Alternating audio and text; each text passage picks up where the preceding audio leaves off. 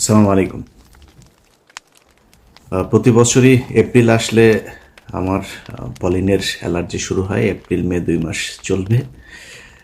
তো অ- এই অসুস্থতার মাঝখানেও দেশের সারাদিন বিভিন্ন ঘটনা ঘটে যাচ্ছে।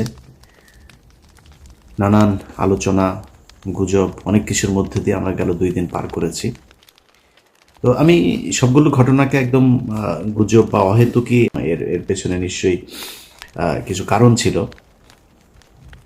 আমি আমার যুক্তিগুলো তুলে ধরবো। আপনাদের অনেকের কাছেই এটার পক্ষে বিপক্ষে মতামত থাকতে পারে। আপনারা আপনাদের মতামত কমেন্টে জানাবেন। 2024 সালের 5 আগস্ট শেখ হাসিনা পালিয়ে যাওয়ার পর 1-1.5 মাসের ভেতরে আমি একটা কথা বলেছিলাম যে শেখ হাসিনা বাংলাদেশের পরবর্তী প্রধানমন্ত্রী হবেন। যদি নাও হয় তাহলে তারপরের মানে 1 বছর পরের মেয়াদের প্রধানমন্ত্রী হবে আওয়ামী লীগের কেউ। যদি শেখ হাসিনা ধরেন যে পরিমাণ ওইখানে তো খুব সহজেই পাওয়া যায়। তো উনি কয়দিন টিকতে পারবেন জানি না। যাই হোক, আওয়ামী লীগের কেউ প্রধানমন্ত্রী হবেন। এই কথাগুলো কেন বলেছিলাম, আমার কাছে মনে হয়েছিল কি যে বিপ্লবের এটা আসলে ডিরেকশনটা ঠিক মতো যাচ্ছে না। কারণ হলো আমরা ধরেন বিপ্লব নিয়ে অনেক নাচানাচি শুরু করেছিলাম। আমরা তো জানতাম না 5 তারিখের পরে আসলে এই 5 তারিখে এইভাবে হচ্ছে। কিন্তু ভারত তো সবই জানতো। তারা তাদের মতো করে সুন্দর করে তাদের প্ল্যান বিতে কে কে থাকবে, আসিফ নজরুল সহ কারা কারা এখানে প্রথম আলোর যে পুরো তারা জানতো, ওইভাবে সেট আপ করেছিল।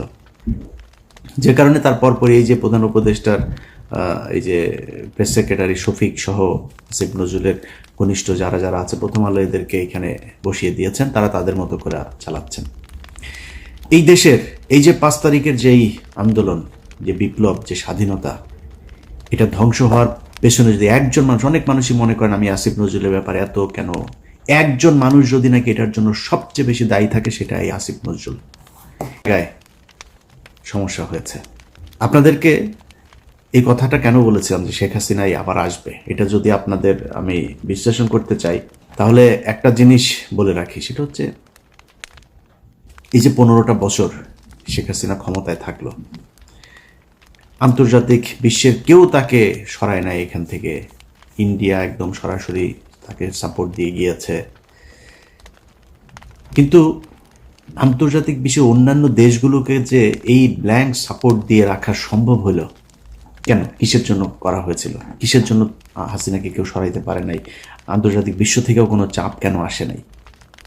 এর একমাত্র কারণ, বাংলাদেশকে সবাইকে বোঝানো হয়েছিল যে এই দেশটা হচ্ছে একটা জঙ্গি রাষ্ট্র। তারেক রহমান, খালেদা জিয়া এরাও যদি ক্ষমতায় যায় তাহলে এই দেশ আবার জঙ্গি হয়ে যাবে, অথবা আওয়ামী লীগকেই রাখতে হবে। একমাত্র এই কারণে শেখ হাসিনাকে 15 বছর রাখা গেল। আচ্ছা, সেইখানে এই আন্তর্জাতিক পুরো বিশ্বটাকে কারা এই ন্যারেটিভটা দাঁড় করাইলো? দাঁড় করাইলো হচ্ছে ভারত। আর কাদের উপরে চাপাইলো?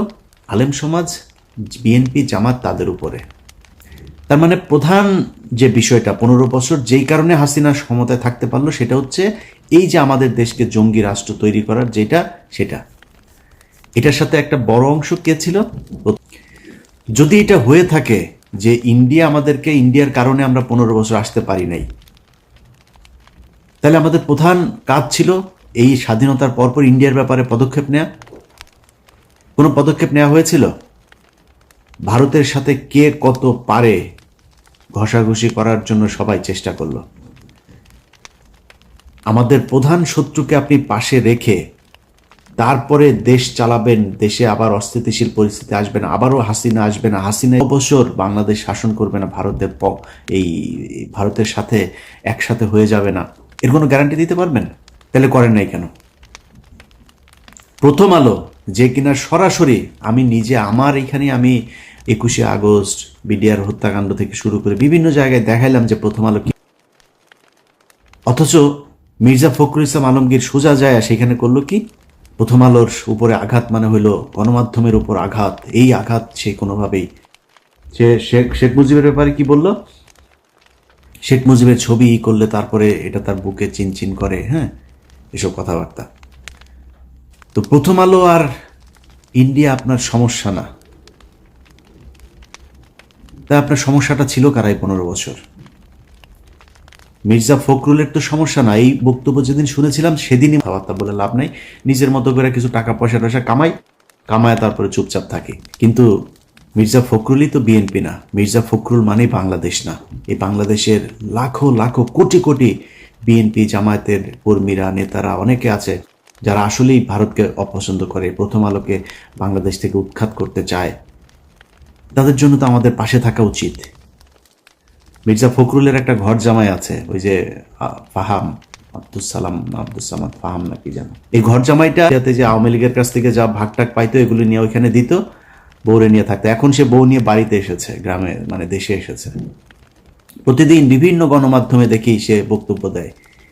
এতদিন কই ছিলেন? ওনার মেয়ের তো উচিত ছিল এখানে এসে তারপরে এগুলো নিয়ে নেতৃত্ব দেওয়া, কথাবার্তা বলা। বলে নাই তো, কোনো কিছুই করে নাই। এখন এসছে, কারণ এখন এই যে আবার লুটপাট শুরু হয়েছে। মির্জা ফখরুলের ভাইয়ের অত্যাচারে তার এলাকার লোকজন ঘরে থাকতে পারে না।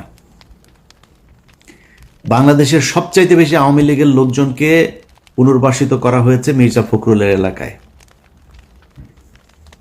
এগুলো নিয়ে কাজ করতেছে।